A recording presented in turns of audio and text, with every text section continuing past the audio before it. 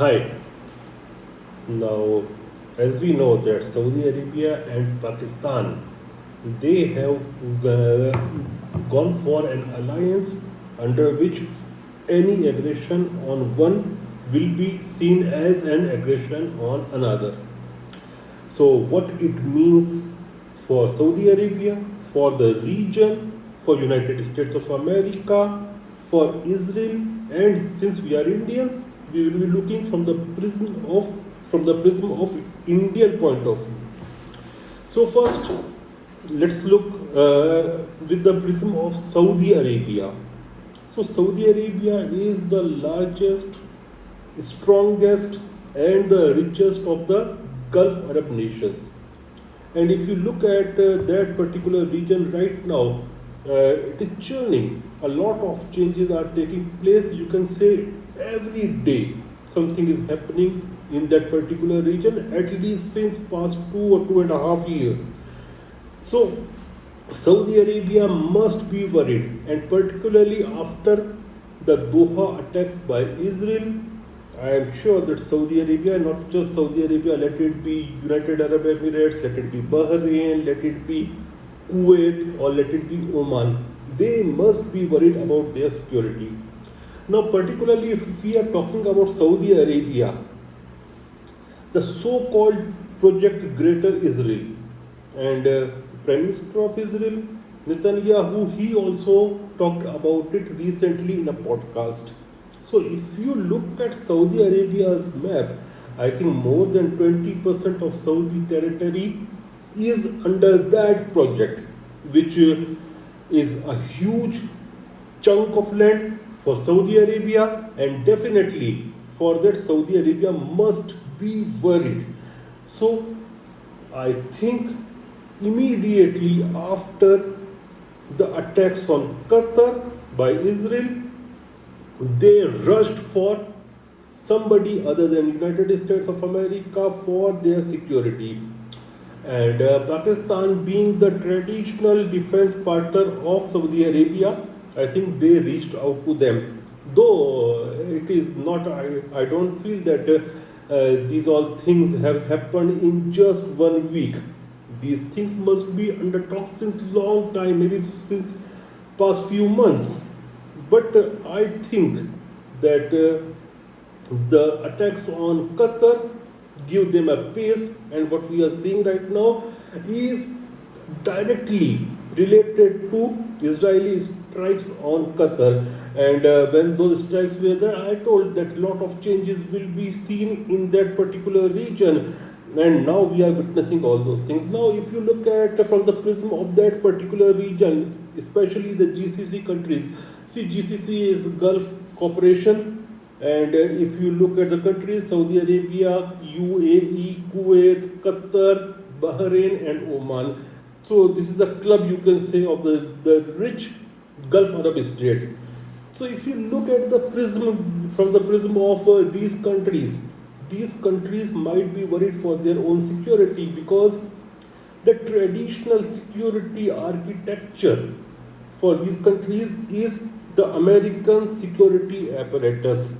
And since Doha was the largest, or it is the largest American Air Force base in that particular region, and when it is vulnerable, it is attacked twice in the past few days. First of all, it was attacked by Iran, and everybody, including me, still I say that those were actually attacks which were carried out with talks with Americans and with Qataris. But the second time when it was attacked by Doha, was attacked by the capital of Qatar, was attacked by Israel. Definitely, the Qataris were not knowing about it, and it is for sure that they were not knowing, because Trump's White House said something and it was countered by the Prime Minister of Qatar. So, after vulnerability of Qatar, which hosts the largest American airbase in the region, all these countries, and all of these countries are having American presence, American military presence on their lands. So definitely they will be worried, and they will also be outreaching some countries, maybe Pakistan, maybe Turkey, or some. But they will want some other defense partner other than United States of America, because now they cannot rely upon USA. Then, if you look from the prism of Israel, see what Israel did. If you look from their point of view, I don't think that it was good for their national interest as well. Why? Because all these GCC countries were having American security architecture.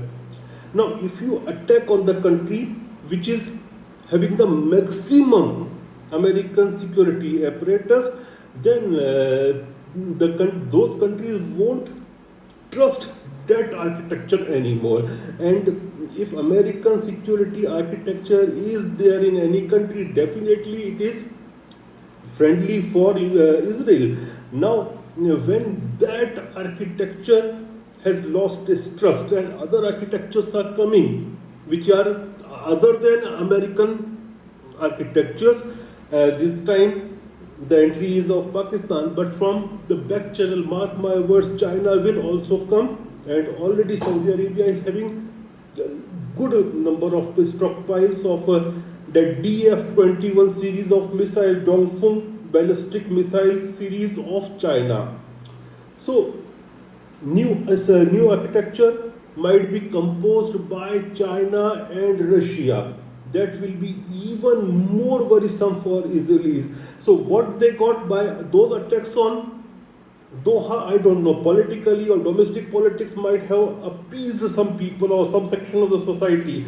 But if you look at from the national interest of Israel, I don't think that it was in interest of Israel which they did.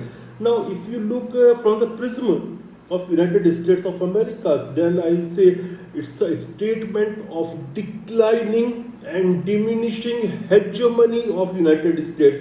And yesterday I was reading a report from, I think it was Wall Street Journal, in which Trump used F word when he was talking about Netanyahu, and he said that Netanyahu is F him. So there are issues, and this shows that America is not in control of many things, not only just against foes, but also within the countries which depend directly on America. Example, Israel. So if Trump was not wanting that Israel should have attacked Qatar, then why did they attack? That means the White House is not in control of their allies right now.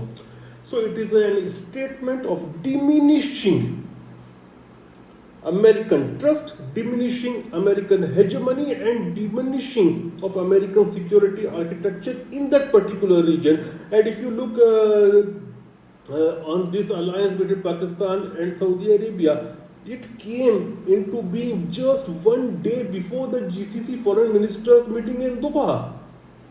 So it was a direct statement from Saudi Arabia. And if you look at GCC, the statement will be definitely given by Saudi Arabia because it is the leader of the GCC countries. Now, since we are Indians, let's look from the prism and point of view from our country. See, definitely it is a concern for us because Pakistan, our arch enemy, is involved. But if you look at the ties between India and Saudi Arabia, it's very, very deep.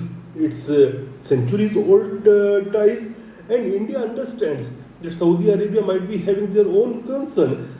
And I don't think that relationship between India and Saudi Arabia will be affected by this.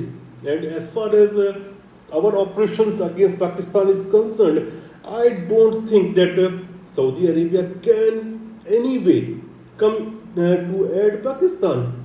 Whatever will happen, they will have to face themselves.